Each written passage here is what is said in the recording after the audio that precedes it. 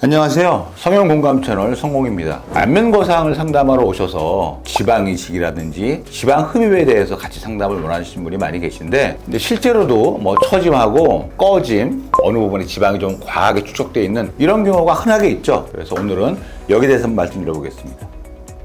그래서 이렇게 지방 이식이라든지 흡입 이런 거를 고민하시는 분들 중에 대부분은 사실은 우리가 처짐이 생기면은 얼굴 볼륨이 이제 여기저기가 꺼지고 볼륨이 없어 보이고 턱선 밑으로는 지방이 이제 몰리기 때문에 이쪽은 또 지방을 흡입해야 되는 거 아닌가, 이런 고민을 하실 수 있게 돼 있어요. 하지만 우리가 적절하게 안면 거상을 받으면 대부분 해결이 되는 부분이죠. 이런 거를 잘 판단해서 결정해야 되는 겁니다.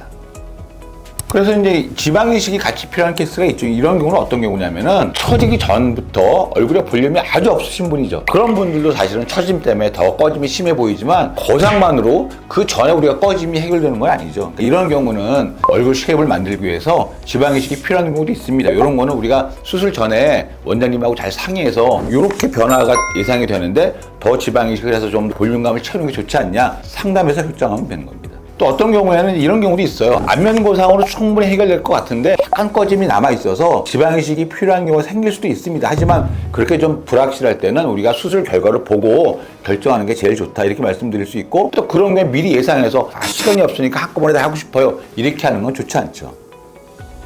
물론입니다. 이렇게 하는 경우도 많이 있죠. 어떤 경우냐면은 안면거상으로 사실은 우리의 턱선과 이 턱밑선까지 해서 이제 쉐입을 만드는 게 제일 중요한데, 원래 좀 피부 밑에 피하 지방층이 두꺼워서 좀 샤프한 턱선이 안 나올 수도 있는 경우가 많이 있습니다. 이런 경우는 제가 권하기도 하고 환자분이 요구하기도 해서 추가적으로 이제 지방흡입 하는 경우도 많이 있고, 또 턱 밑에 지방이 좀 축적이 돼서 샤프한 턱선이 잘 나오지 않을 것 같을 때는 턱밑 지방흡입도 같이 하는 경우도 많이 있습니다. 이런 경우는 꽤 흔하게 하는 경우가 많이 있죠. 그러니까 이제 이런 경우는 어떤 경우냐면은 피하 지방이 굉장히 얇은데도 지방흡입을 더해서 더 좀 샤프하게 만들고 싶다, 이렇게 말씀하시는데, 그렇게 하면 무뚱무뚱해지죠. 그렇게 하면 안 되고, 피부를 이렇게 만져보면 양손으로 잡히는 지방의 두께가 있는데 그 범위 내에서 하는 거거든요. 그런 정도를 예상해서 지방흡입 여부를 결정해야 되는 거죠. 그래서 말씀드렸지만 처짐 때문에 대부분은 지방층에 몰려서 있는 경우, 자울이라고 하죠. 그런 경우가 많이 있는데, 그런 경우는 우리 거상으로 대부분 원위치되고 다 해결이 되지만, 그럼에도 불구하고 좀 두툼한 턱선이 남을 수 있는 경우가 많이 있습니다. 그런 경우에 좀 더 우리가 샤프하고 갸름한 턱선을 원하는 경우에는 당연히 지방흡입을 같이 할 수 있죠.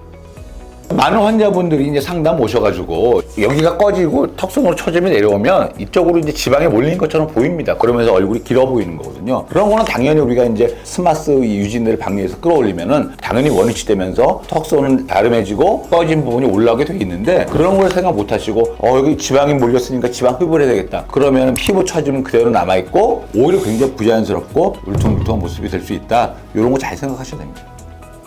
그러니까 이제 거상이라는 거는 우리가 리프팅을 하는 거고, 지방 이식이라는 건 이제 볼륨을 채워주는 거고, 지방 흡입은 볼륨을 줄여주고 쉐입을 만드는 건데, 이거 세 가지를 동시에 해야 되는 거 아니냐, 이렇게 생각하는 경우가 많이 있는데, 대부분의 경우에는 거상만으로 볼륨을 채워주고 쉐입을 만들어주는 게 해결되는 거죠. 하지만 거상만으로 되지 않을 때 추가적으로 지방 이식을 같이 한다든지 흡입을 같이 한다든지 아니면 세 가지를 다 시행한다든지 이런 경우가 생길 수 있는 겁니다. 결론적으로는 이 세 가지가 본인의 얼굴 형태에 맞게 조합을 선택해야 된다, 이게 결론이겠죠.